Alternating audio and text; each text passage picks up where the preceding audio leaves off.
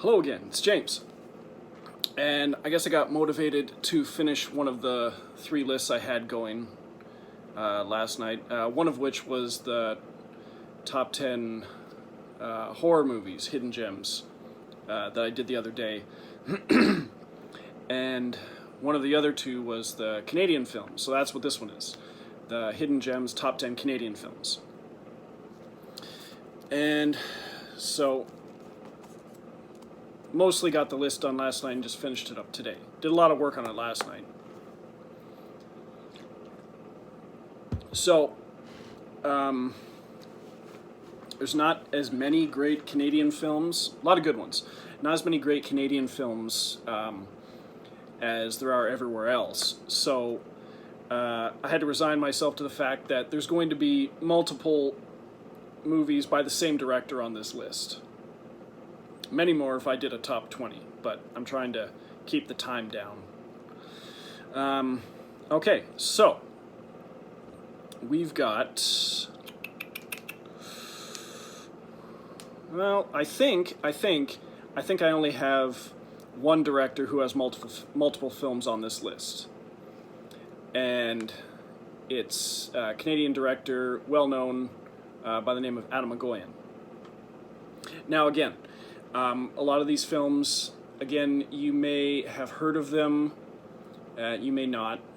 I don't know how well known or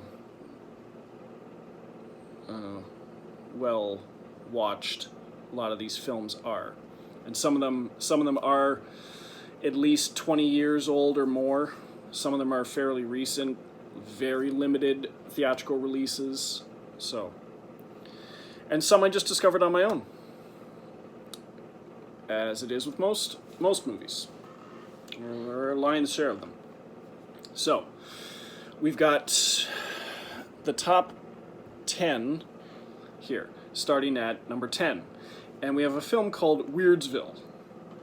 And this one is a film by a director named Alan Moyle, who you may know from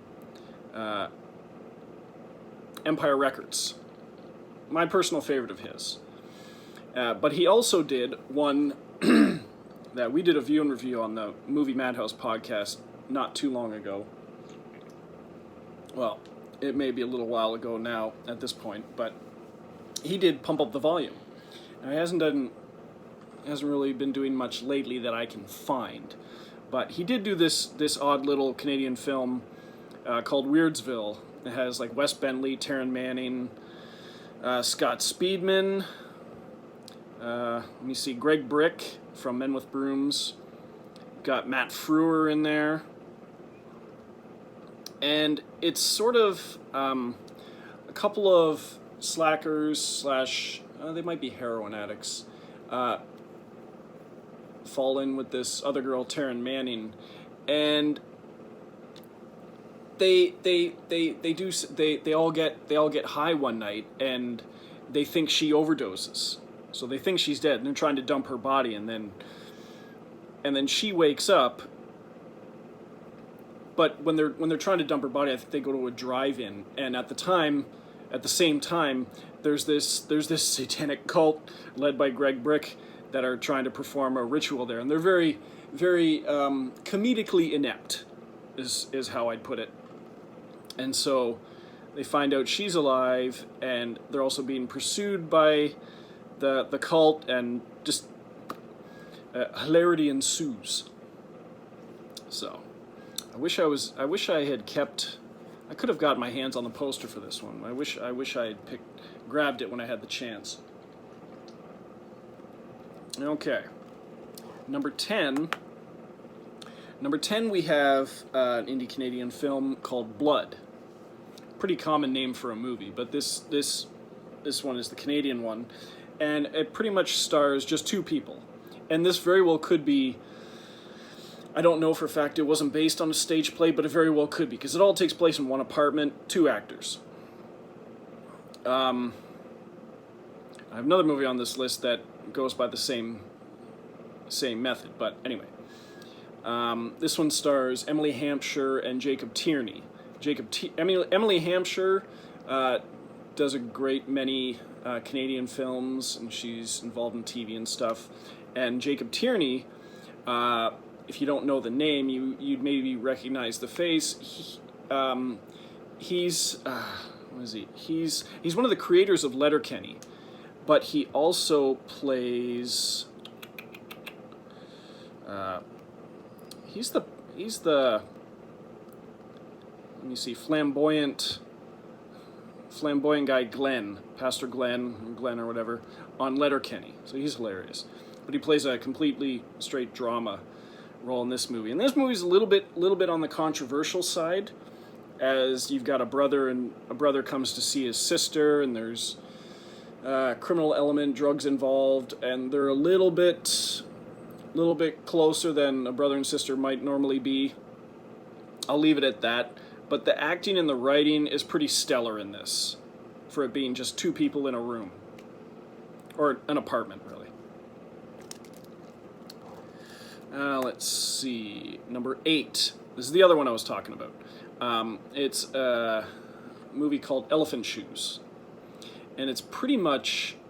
there's a part on the street, but it basically takes place in one apartment. Guy meets a girl on the street.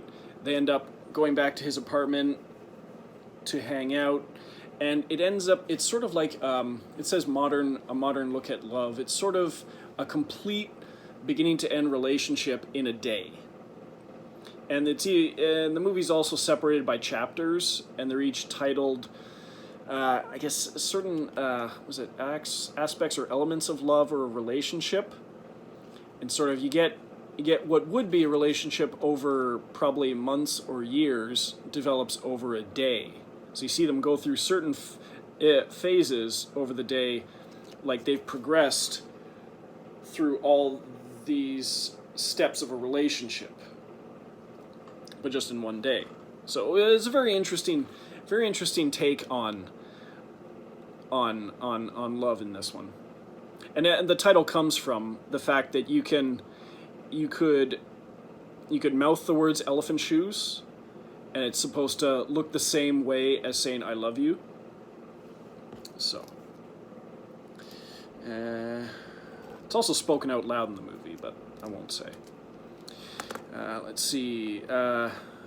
Number 7, we've got a movie called Treed Murray.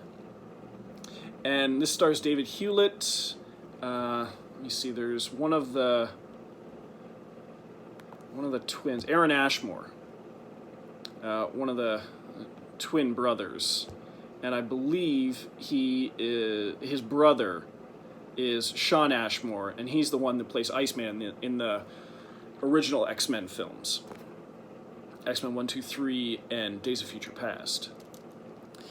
But we've got you got David Hewlett playing, I think his name's just Murray, and he's like a businessman, lawyer or something. And he's walking through the park. Oh, he's an ad exec. And he's walking through the park, and he gets approached by a panhandler, homeless person kind of thing, and looking for money, and he doesn't want to give them anything, and they're getting kind of aggressive, and he ends up hitting them with his briefcase. And his friends are nearby, the miscreant, I suppose, the mugger, not so much, it says would-be mugger, anyway, and they start chasing him through the park, and he manages to get up a tree, using his briefcase to prop up, gets up into a tree to the lowest branch that he couldn't reach normally, and leaves his briefcase down there. So they all surround the bottom of the tree. They can't get up, he can't get down.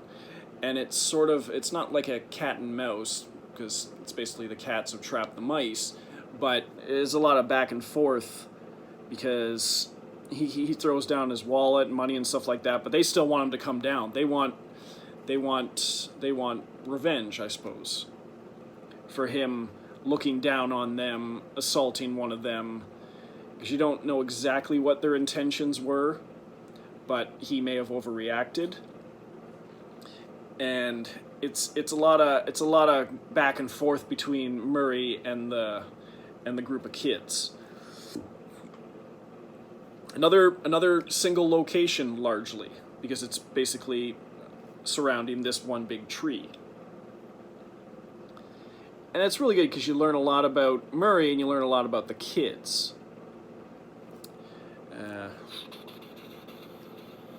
Yeah, because that's basically the gist of it. I'll stop at that.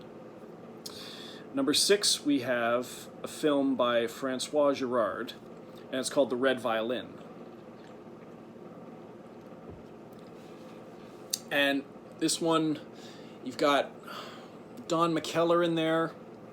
You've got various Canadian actors in this one, but as an added bonus, you also have Samuel L. Jackson playing sort of an art appraiser, I think, curator.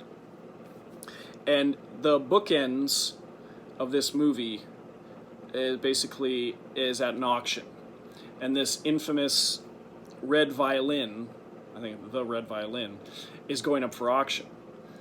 And it jumps back and forth between present day and the history of when this violin was created, and how it moved from person to person, from place to place throughout history. And you find out like how it was created and who handled it. You've got like it was given to this family and this little kid who's like a child prodigy violinist who goes to play for like a baron or a prince or something, and then is so nervous that he has a heart attack and dies, so the violin goes to someone else, goes to someone else, goes to someone else, and ends up at this auction. It's been a while since I watched it, so I'm a little fuzzy on the history in it. But it's a beautiful, beautiful looking movie. Great music. There's a theme or a certain tune that is played repeatedly. Oh, Jason Fleming's also in this. He's one of the other owners of the violin at one point in time. And there's a certain piece of music that plays throughout the movie, but also is played by each owner, coincidentally, I believe. So I like recurring musical themes in movies, and that's one in this. And it's very, very, very well done. Let me see. Oh, and Don McKellar also wrote it, yeah. Great Canadian actor, writer, director. He had a movie that almost made this list, and Francois Girard also had another movie that almost made this list. Let me see, number 5. Number 5, we have Going the Distance, not to be confused with the Drew Barrymore, Justin Long film from a few years ago. This was from, it was my first year at the theater, I believe, so this is about 16 years ago. I think it was like 2005.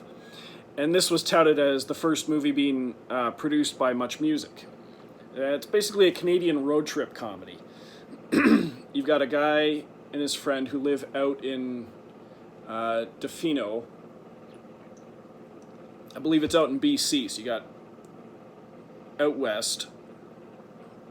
And they're going to go, his girlfriend, I believe they just graduated high school, and his girlfriend is going to Toronto to apprentice for a famous, I think he's a music producer, played by Jason Priestley with an awesome name. I think it's Larry Swackhammer.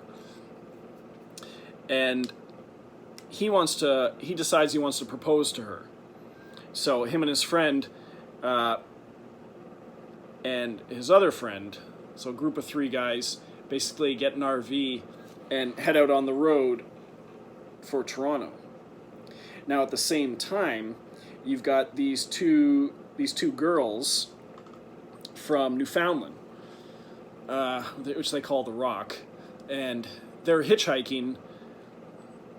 They got all the way out there. They're hitchhiking, and they end up picking them up on the side of the road. So you've got this group of 5 friends that all decide they're going to Toronto, and they all become really close, and hijinks ensue, and a bunch of hilarious stuff happens. You've got cameos from they're hitting Toronto at the time of the Much Music Video Awards, so you've got I believe Gob is there, Avril Lavigne is there. They end up on a plane with Swollen Members, which is awesome. And this movie's just great. If you've seen or gotten your hands on a copy from the U.S., the U.S. Released it under the banner of National Lampoon's Going the Distance, but in Canada it was produced by Much Music, and you see that come up right on the screen as a production title when the movie starts. And great soundtrack. Swollen Members and Gob and Avril Lavigne on there, obviously. Sum 41 has an awesome song that closes the movie. Excuse me. So, the other Going the Distance. Number 4, we have a Bruce McDonald movie, which I've mentioned before. And this one's called This Movie Is Broken. And it's sort of a fictional romantic drama wrapped around an actual concert in Toronto from, I think, back in, I want to say it was 2006, maybe. That was before I moved to Chatham, so yeah, it might have been it's somewhere around there, and maybe 2011. I'm not sure.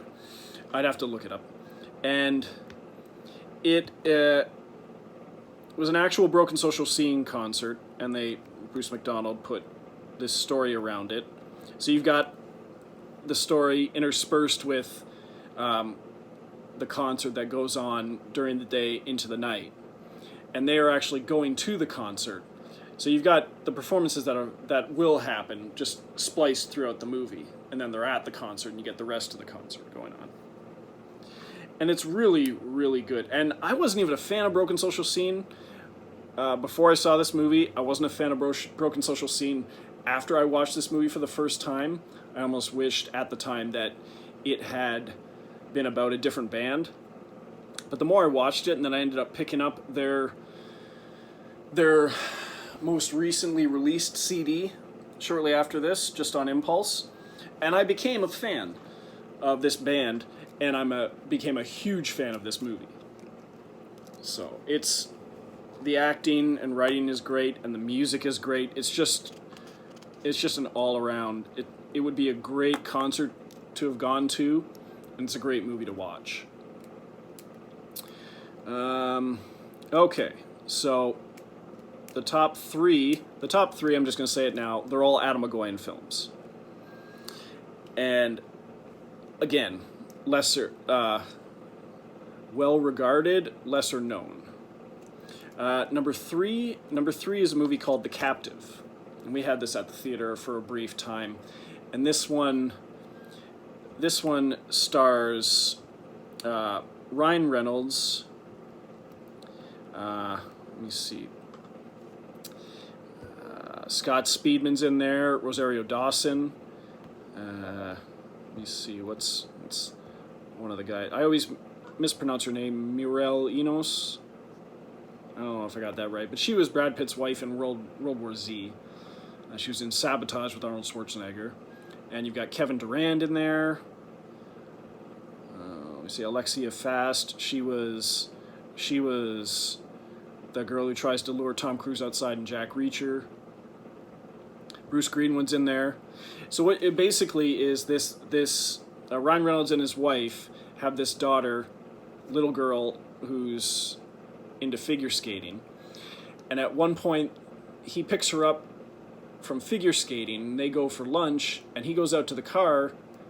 Well, I think he leaves her out in the car to go just pick up a pie, and she gets kidnapped. And there's no trace, no sign of her anywhere. They go to the cops have no leads. And then 8 years goes by. Now, Ryan Reynolds and his wife have become estranged. She blames him. He's incredibly overracked with guilt. And what happens is she works as a cleaning lady at this big hotel.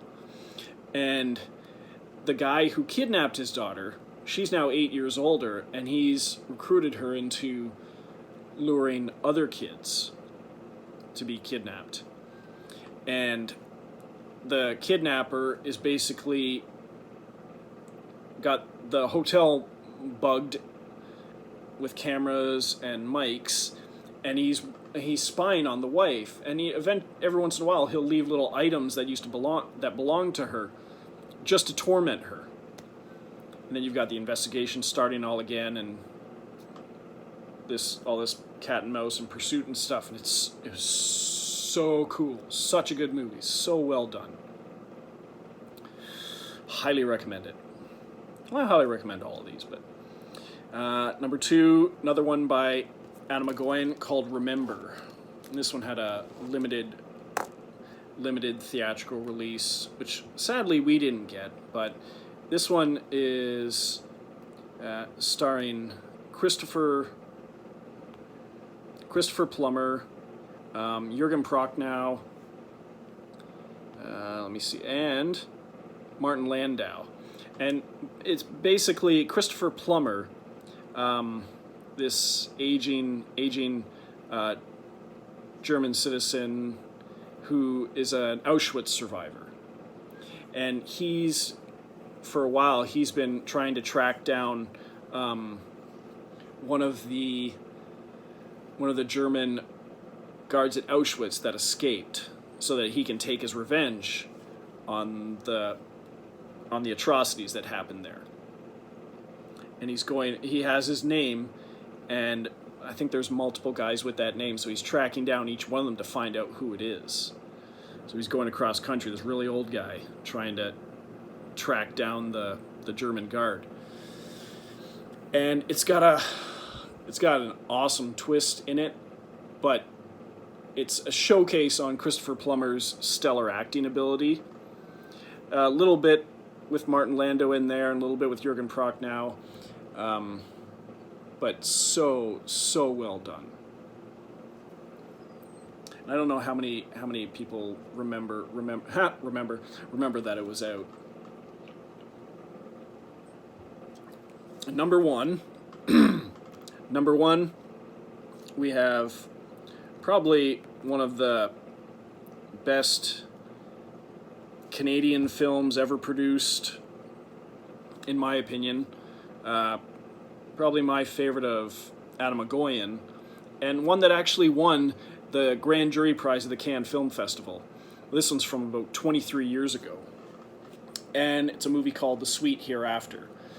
And this one has Ian Holm as a lawyer, Sarah Polley, Maury Chaykin,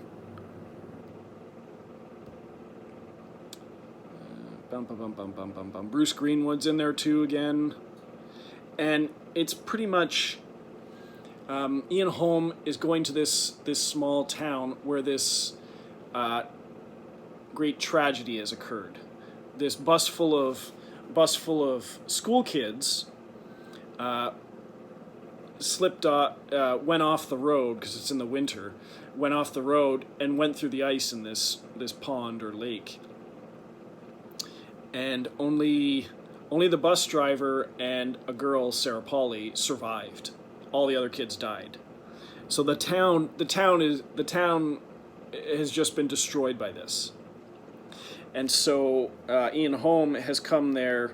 I don't know if you'd call him like an ambulance chaser, unscrupulous lawyer, but he's there basically to get all the citizens, all the parents of this town who lost a child, and the parents whose child, Sarah Polley, she's basically wheelchair bound, to organize a class action lawsuit to blame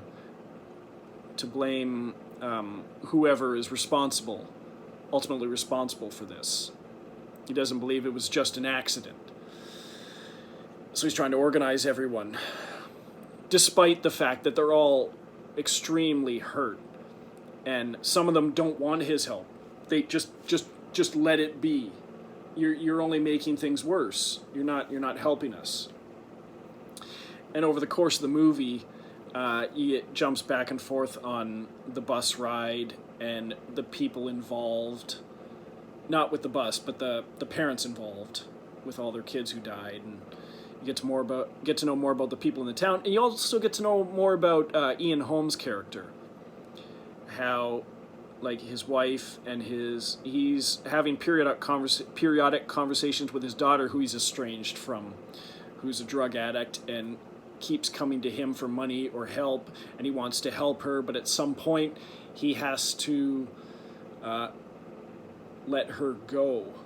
He's enabling her. So he's dealing with that at the same time as he's dealing with this lawsuit. And it's a beautiful movie. Oh man, this movie's beautiful. And the music, the acting, the cinematography, because it's a lot of white. It's a lot of white because it's all in the winter, snow everywhere, and it's oh man, there's a reason this movie won so many awards, even at the Cannes Film Festival, which I don't believe many Canadian films have done that. And it was nominated for several Academy Awards. Best Picture. I know Best Director, Best Screenplay, because it's also based on a book, which I haven't read, but I would like to one day. Okay, so that's that, the Hidden Gems Top 10 Canadian Films. The next one on the list is the Top 10 Romantic Comedies. I'm going to try and get that list whittled down, and the plan is to have that be the next one. And I also tried a different setup here with much easier way to place my camera right in front of me now, where I can reach the button. You don't see me leaning down to sit down and stuff. So we'll see how this goes. Okay, and that's it till next time, and toodles.